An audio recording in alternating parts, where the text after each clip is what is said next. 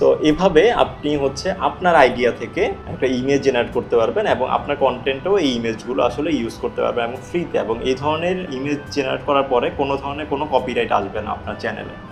এখন এই যে আরেকটা অপশন যেটা আছে ইমাজিন, এটাও আসলে ইমেজ জেনারেট করার। এই যে এখানে লিখে আছে generate high quality image across multiple aspect ratio. অপশনটাতে যদি আমি একটু দেখাই, এইখানটায় আগের যে অপশনটা জেমিনাই ইমেজ জেনারেশন থেকেও বেটার আউটপুট পাবেন।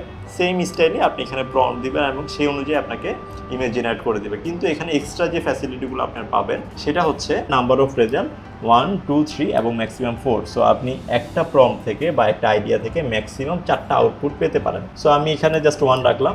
এক্সট্রা যে ফিচার সেটা হচ্ছে যে অ্যাসপেক্ট রেশিও। দেখুন এখানে অনেকগুলো অ্যাসপেক্ট রেশিও আছে, যে 1/1, 9/16, 16/9, 4/3 এবং 3/4। আপনি যদি ল্যান্ডস্কেপ কোনো ভিডিও জেনারেট করতে চান তাহলে আপনি 16/9 ইউজ করবেন। অথবা আপনারা যদি চান যে আমি ফেসবুকের যে রিলগুলো আছে অথবা হচ্ছে যে ইউটিউবের শর্ট কিংবা টিকটকের জন্য আমি ইমেজ জেনারেট করবো, সেক্ষেত্রে আপনি এই 9/16 অ্যাসপেক্ট রেশিও রেখে এখানে ইমেজ জেনারেট করবেন। এই গেল ইমেজের ব্যাপার।